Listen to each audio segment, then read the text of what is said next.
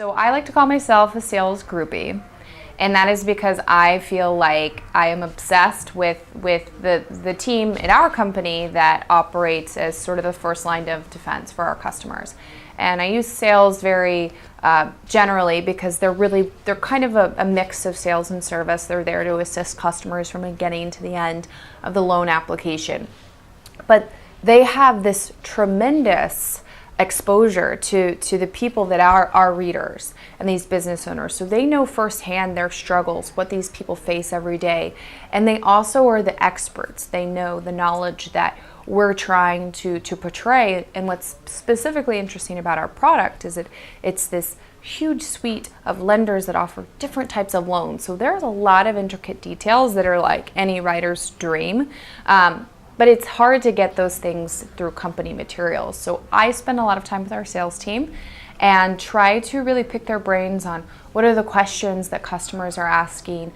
And, you know, if I have a tough subject matter, instead of trying to take it to the internet to solve it, I rather have a conversation with them and have them explain that so that when I can really write a much more thoughtful and helpful article.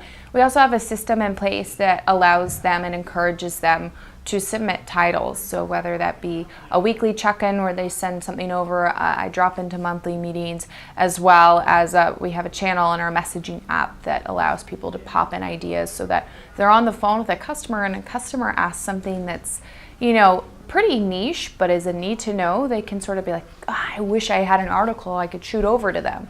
And I could pop that right into the channel. And I think that the thing is that you can sit around all day and brainstorm titles, but like you really need to be in touch with the people who are getting asked questions by your customers, because you may think that that isn't a popular question, but you'll be surprised. And we have a lot of examples of articles that have done really, really well, even though the title is like hyper specific to a particular situation. I think that there's always ways that we could like continually improve how our sales team uses our content. I think we've done a really good job out of the gate with two things in particular. One is myself being involved in sales training. So everybody that goes through sales training, we have a meet and kind of explain to them how it works with content, the resources, how to get them their hands on them, how to search, et cetera, et cetera. So that is a part of their process, as well as sort of a continually seeing them and updating on that through their monthly meetings.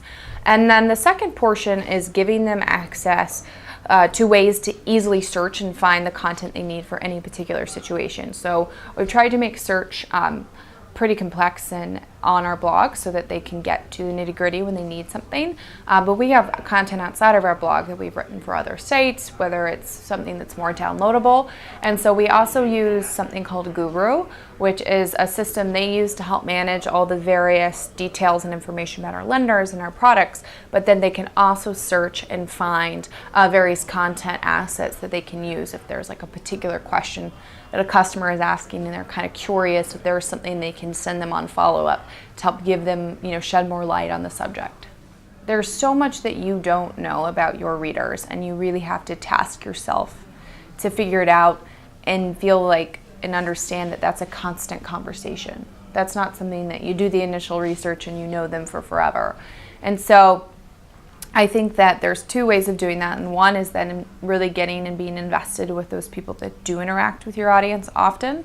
Listen in on calls, be aware of where their obstacles are, the conversations that they're continually having, what's keeping them up at night. And the second is choosing to have those conversations yourself.